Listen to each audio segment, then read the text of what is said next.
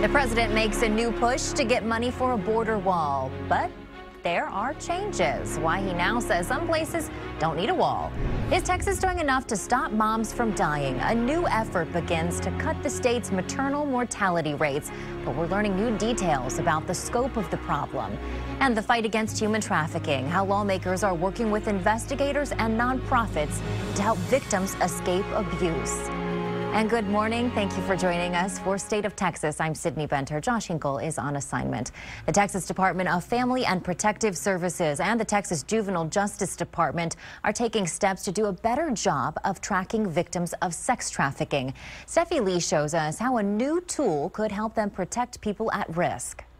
It's definitely challenging work. It's very difficult to pinpoint children and teens who've been or are being abused, so says Allies Against Slavery President John Nemi. Victims don't self-identify as victims. And there are big gaps in information. Often what service provider A is seeing and experiencing with a survivor is not being passed on to what service provider B or law enforcement is seeing with that same individual.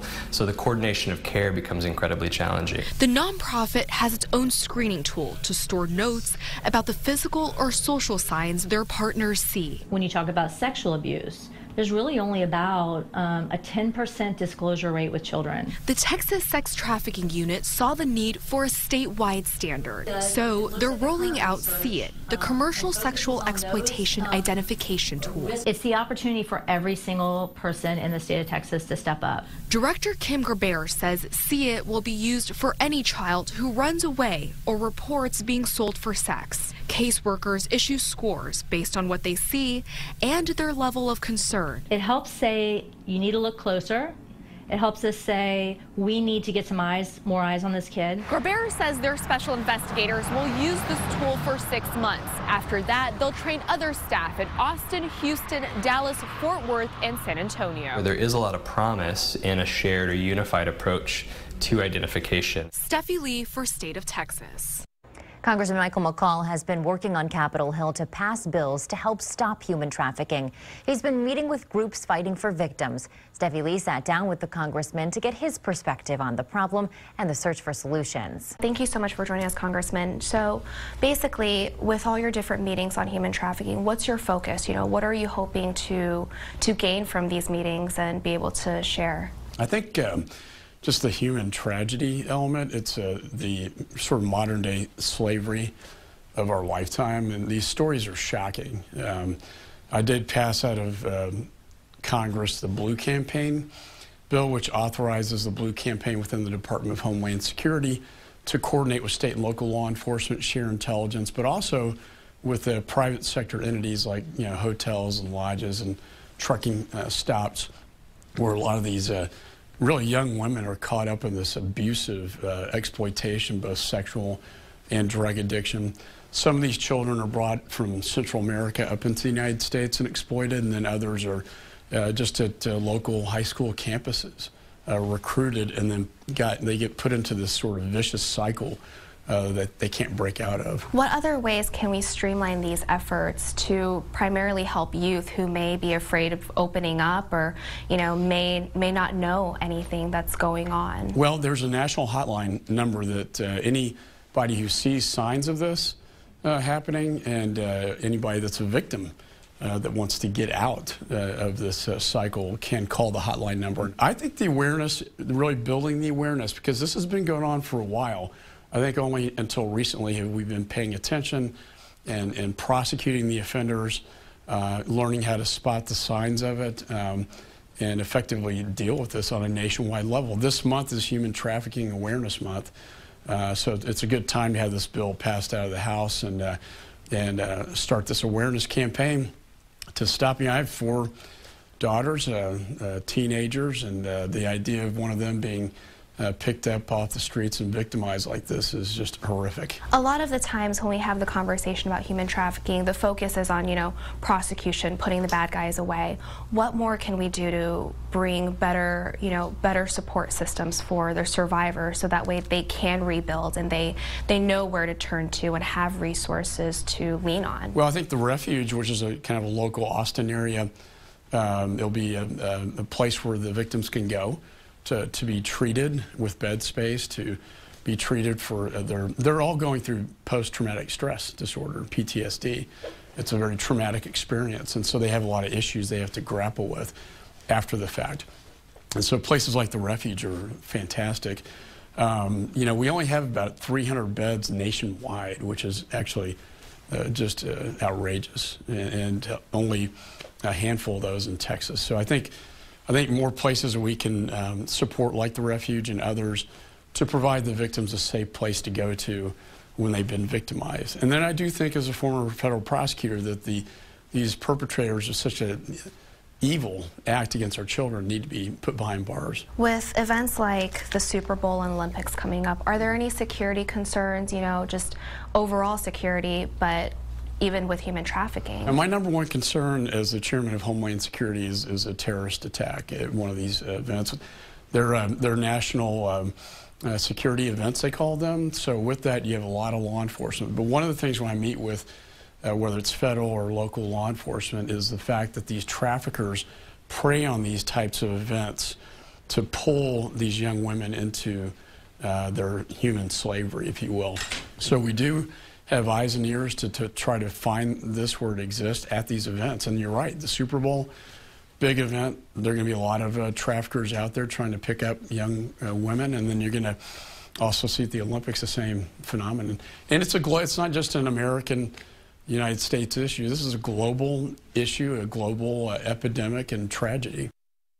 Congressman McCaul also spoke to us about his immigration bill that aims to strike a compromise on DACA, as well as his views on where a border wall does and doesn't belong in Texas. We'll share that part of the interview a little later. First, a new push to change the way Texas pays for public schools.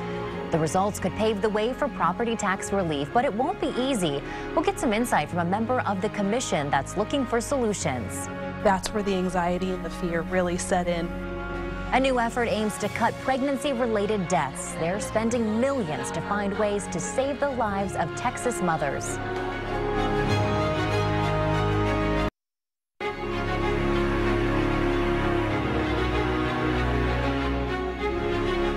A new push to fix the way Texas pays for public schools kicked off last week in Austin. The Commission on Public School Finance started laying the groundwork for long-term solutions for what many call a broken system.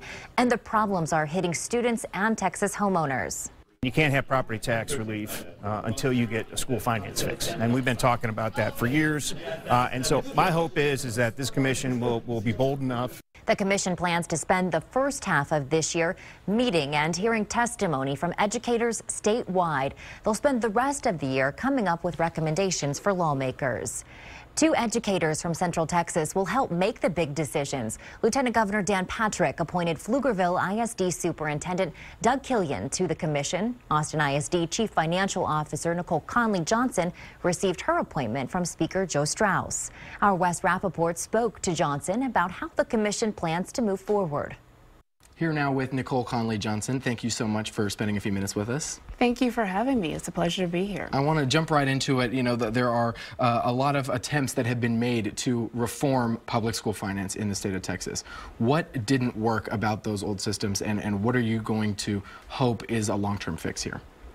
Well, I think previous attempts obviously were sort of mired in simply lack of sort of political will to some of the hard decisions to really truly make significant change in the system. I think resulting lawsuits that have previously happened, previous commissions sort of resulted in sort of tweaks around the edges, and really resulted in some changes, but not the kind of significant changes that we need, that are warranted today. There are a lot of moving pieces to this. You've got smaller districts with less money and less students to cater to, just as important as the larger districts with more money and more students. How do you find that balance? Well, I mean, I never said it was going to be easy, right? That's the dilemma that every, lawsuit or commission has sort of faced, but prior to this commission.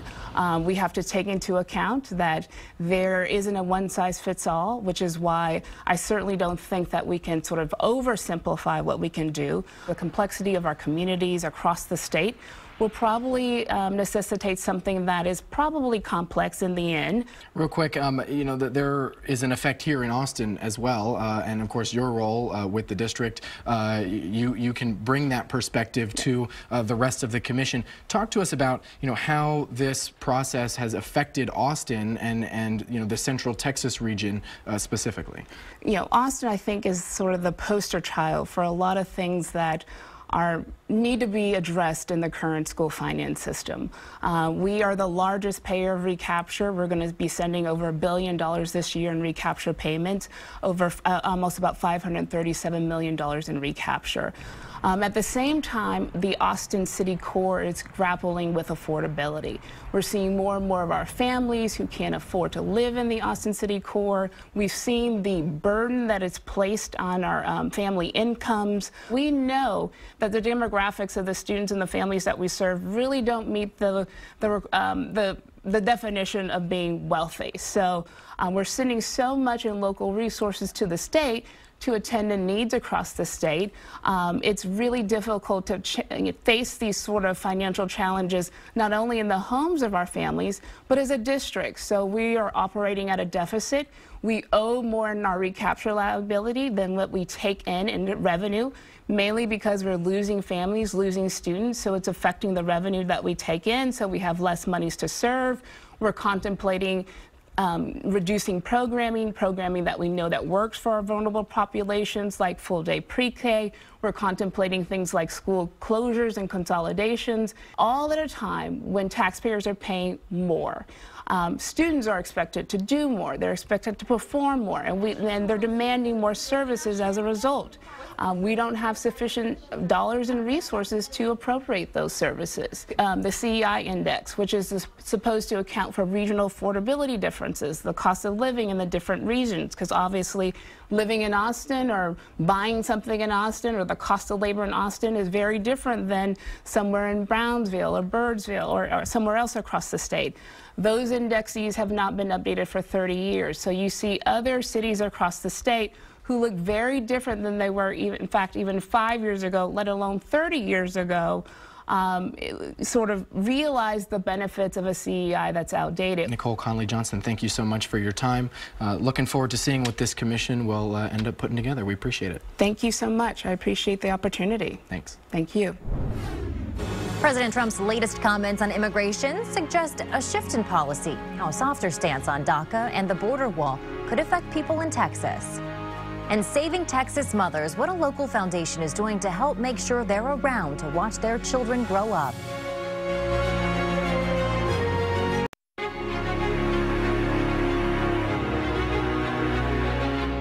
Texas has the highest rate of pregnancy-related deaths in the industrialized world.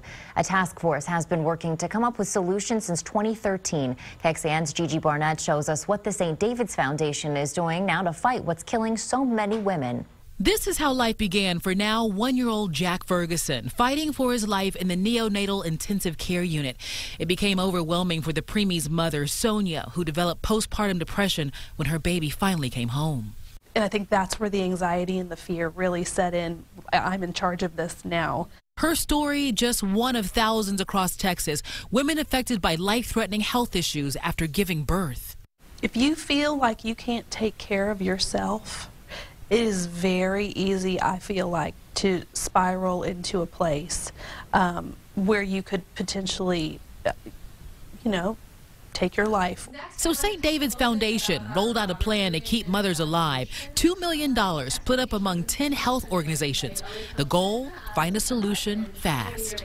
Substance overdose is the leading cause of maternal mortality. So some of our grants that we are making look at how we address substance use. Elizabeth Krause runs the foundation, which co-owns St. David's Medical Center. The state has a task force looking into the issue right now, but Krause says a response can't wait. So we are being informed by what they're doing, but we also see an opportunity to take some immediate action. With $2 million. I'm Gigi Barnett for State of Texas. The increase in pregnancy-related deaths reaches all groups of Texas women, but some face a greater risk. A 2011-2012 study found black women account for nearly 29% of all maternal deaths, even though they gave birth to only 11% of all babies. In comparison, white women accounted for 38% of deaths and 35% of births. Hispanic women, the lowest risk group, accounted for 31% of deaths, even though they gave birth to 48% of babies. For perspective, we're joined by Marissa Evans. She's the reporter behind Dangerous Deliveries. It was a 6-month investigation into whether Texas is doing enough to stop moms from dying. Welcome. Thanks for joining us, Marissa. First of all, do you think doctors are doing enough to warn moms in Texas about some of the risk factors? I think they are. I think it's just a challenge of making sure women are actually following through with what their doctors are telling them. So knowing what to look for, knowing that they can't just be worried about their own newborns, they have to worry about their own bodies too, because that's when a lot of risks are arising. And are they doing it maybe early enough? Because it's something to be aware of early on in your pregnancy. Right. Well, the problem is a lot of women are not getting access to prenatal care. So you have women who are going into their pregnancies unintended or intended with these chronic health issues like diabetes, high blood pressure, heart disease, and obesity, who aren't getting these taken care of before they get pregnant. So they're going into these pregnancies with more risk, and doctors don't always know about it until they're too far along in their pregnancies. So by the time they do have their babies, all of those risks are kind of starting to stack up. And we talked a little bit about some of the risks, some of the groups that are at higher risk. Can you talk a little bit about why that is? Why are black women why is their risk so much greater? Well, I've been telling people, as we've been talking about this project and thinking about it, is we can't really talk about black women unless we're talking about systemic racism in the healthcare system. I think, Serena Williams and what she went through through her Vogue piece is really putting this issue on the map of how unconscious bias, prejudice, and black women not maybe feeling as if they can talk to their doctors and speak up for themselves and advocate for themselves. That's a big, big deal. So I think if we're going to talk about black women, we also need to talk about systemic racism, unconscious bias, microaggressions in the healthcare system, before we then get into the more nitty-gritty stuff that black women need, such as health insurance, access to prenatal care, access to postpartum care. And are these numbers related to pregnancy-related deaths? Is this unique to Texas, or are other states seeing similar trends? It's rising everywhere around the United States. Texas became a bit more on the map because of the studies that came out in 2016. So you have studies saying that in the absence of war and other natural disasters, this is not something that's common in a state that's, on the map for healthcare, innovation, and technology. So a lot of other states are experiencing this too, but Texas is on the map because we're the biggest state, one of the biggest states in the United States, and other big states like California have been able to reverse it. So I think people are going to look to Texas as a way of not only maternal mortality rates are bad, but there's a lot of opportunity to better our healthcare system. How does the state look at, how do they examine this? What's their methodology, and do you think it could be improved upon? There's two ways that you can measure maternal mortality, and that's part of the problem that we discovered when we were doing this project. The Centers for Disease Control and Prevention has their own way of counting it. The Texas Department of State Health Services, they're working on their own methodology to make it more accurate, which is something that any epidemiologist or healthcare professional wants, is really accurate data. But the problem is it's taking time, and in the meantime, while we're trying to reconcile all of this data, women are dying. So I think right now epidemiologists and other healthcare professionals are trying to make fixes such as adding on more services, educating more women until we get our data right. And Marissa, such an important topic. Thank you for your commitment to this issue. We appreciate you joining us today. The president makes a new push to get money for a border wall, but there's a change in plans. Why he now says some places in Texas don't need a wall.